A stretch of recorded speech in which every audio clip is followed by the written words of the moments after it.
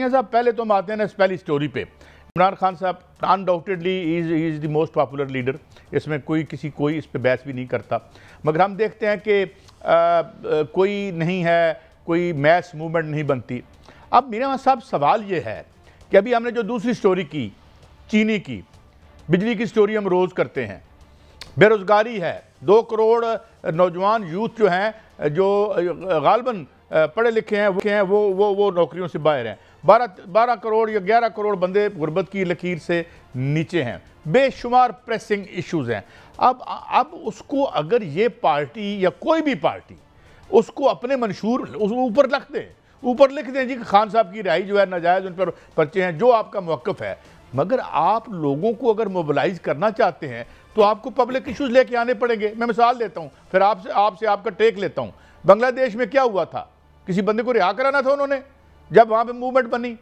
अच्छा, ये इधर क्या हुआ था श्रीलंका में, मतलब ये नौकरियों का मामला था ना बांग्लादेश में भी, यहाँ भी महंगाई का मामला था। अभी और जगह पे जहाँ मूवमेंट बन रही है वहाँ पर बुनियादी तौर पर अवामी इश्यूज़ को वो लेकर आ रहे हैं।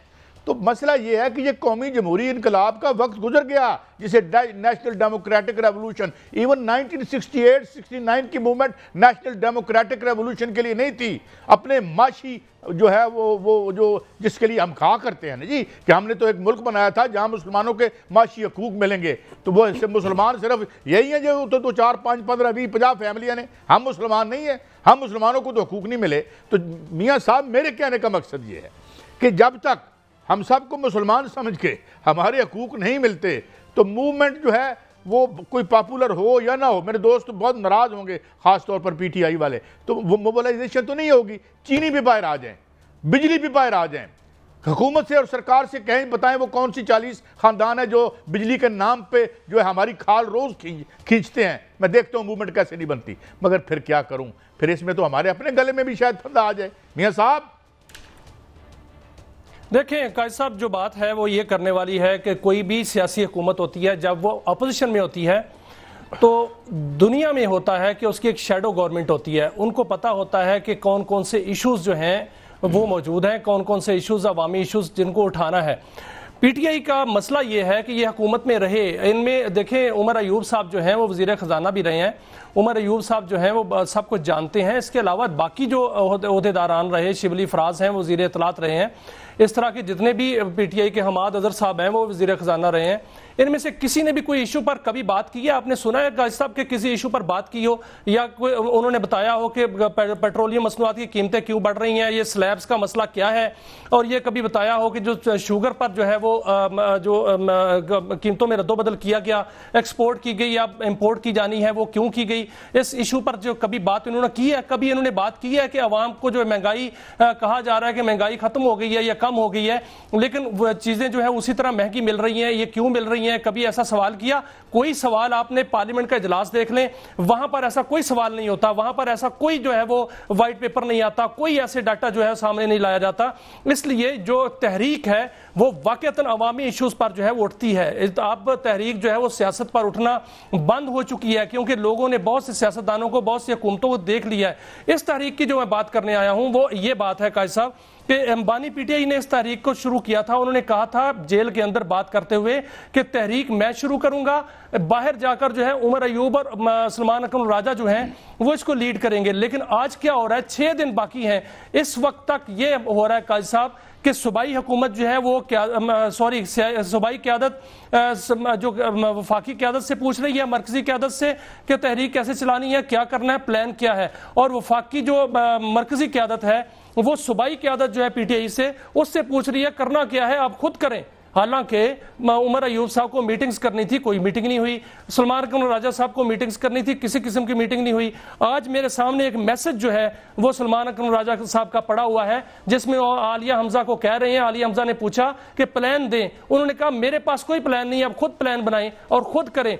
और ये है तहरीक का हाल। दूसरा तासर जो कायद साहब ये जा रहा है कि जब बानी PTI ने आज कह दिया है बाकायदा तौर पे कि उनके साहबजादे जो हैं वो तहरीक को लीड करने नहीं आ रहे, तहरीक में हिस्सा लेने नहीं आ रहे, पाकिस्तान नहीं आ रहे, उनको रोक दिया गया है, तो इससे तासर 2 जाते हैं। एक तासर तो ये है कि बाकी लोग जो हैं वो तहरीक चलाएं, पाकिस्तान के अंदर जो नौजवान हैं वो तो तहरीक चलाएं, वो तो बाहर निकलें, वो मार खाएं, वो गिरफ्तार हों और वो गलियों सड़कों में एहतजाज करें, लेकिन बानी पीटीआई के अपने बेटे जो हैं वो लंदन में रहें, वो बाहर रहें, बाहर जो है वो घूमे फिरें। दूसरा तासर एक और भी जा रहा है काजी साहब, मैं एक थोड़ा सा इख्तलाफ करता हूँ। जुल्फ़िकार अली भुट्टो ने जब तहरीक चलाई थी, जहाँ तक मेरी याद है, वो उनके बच्चे सियासत में तब आए थे जब उनका जुडिशल मर्डर कर दिया गया था।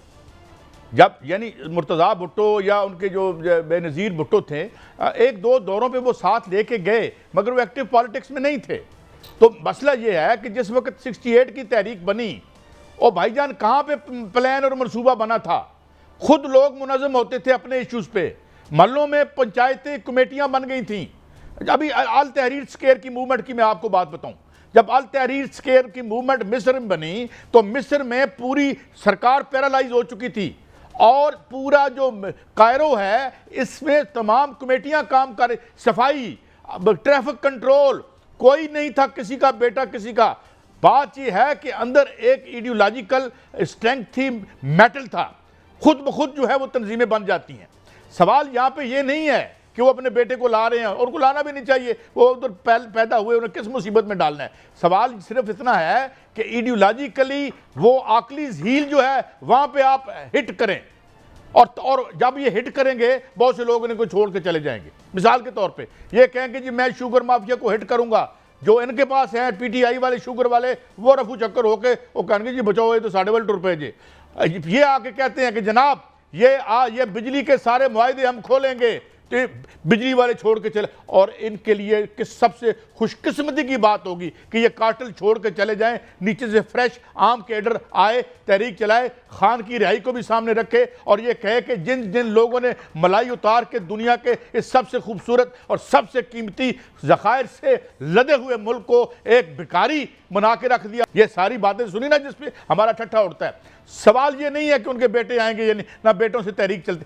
जुल्फ़िकार अली भुट्टो की शहादत के बाद मोहतरमा बेनज़ीर भुट्टो आई और उन्होंने तहरीक चलाई, और फिर जब उन्होंने भी कंप्रोमाइज़ कर लिया, जब उन्होंने 12-13 अप्रैल 1986 को तकरीर की थी कि ideology has taken the back seat PC में, इत्तेफाक से मैं भी वहीं मौजूद था। सूरत हाल ये है इस वक्त सर इस वक्त सूरत हाल ये है कि इस्लामाबाद के अंदर एक बहुत बड़ी तादाद मुलाजमीन की जो है वो बाहर निकली हुई है, कई दिन से धरना दिए हुए है, कोई सियासी लीडरशिप वहां नहीं गई। क्या पीटीआई ने तहरीक चलानी थी तो क्या ऐसे तहरीक चलती है?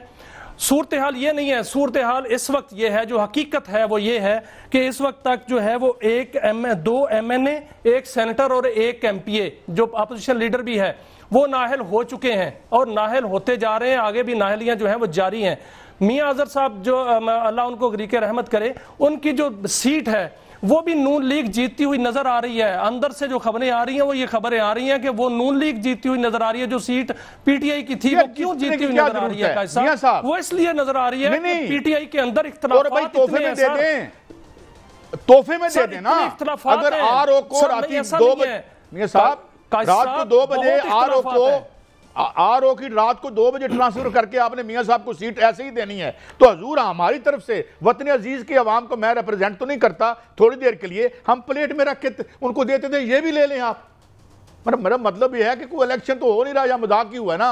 आई am sorry, this is a fact and nobody. काजी साहब इस वक्त हालात ऐसे हैं, पीटीआई के हालात ऐसे हैं कि केपीके में देख लें, वहां पर लड़ाई चल रही है आपस में क़यादत में। पंजाब में देख लें, लड़ाई चल रही है, आलिया हमजा को कोई मानने को तैयार नहीं है। आप मरकजी क़यादत में देख लें, कोई जो है पैराग्लाइडिंग कर रहा है और कोई जो है वो कोई मीटिंग नहीं कर रहा, और कोई जो है वो बातें कर रहा है, और कुछ जो है वो बहुत सी चीजें छुपाई जा रही हैं। तो ऐसी सूरत हाल में जब आप वोटर्स को बाहर नहीं निकालेंगे, वोटर्स से बात नहीं करेंगे, वोटर्स से जो है वो तहरीक जो है वो बाहर नहीं लाएंगे, तो फिर कैसे सीटें जीतेंगी? तो काजी साहब मुझे एक ब्रेक पे जाना है। बात यह है तो उसके साथ ही है, हर गुजरते दिन के साथ उसका वोटर बढ़ रहा है, और जो आप इसको एक आपको अबतरी नज़र आती है पार्टी के रैंक्स एंड फाइल में, इसका भी कोई मानी और मतलब नहीं है जब तक उसकी पॉपुलैरिटी मौजूद है। रही बात मूवमेंट की, तो वो प्योरली इकोनॉमिक इश्यूज़ पे बनेगी। दुनिया में हर जगह इसी इश्यूज़ पे बन रही हैं, और यहाँ भी राय पे सौदा, मगर कोई इसको लीड करने को तैयार नहीं। ब्रेक के बाद हाजिर होते हैं, बहुत से अहम इशू हैं, और बात करेंगे ये 300 अरब रुपए की दिहाड़ी किसने लगाई चीनी की, और ये भी they will also go scot free as has been happening throughout our history.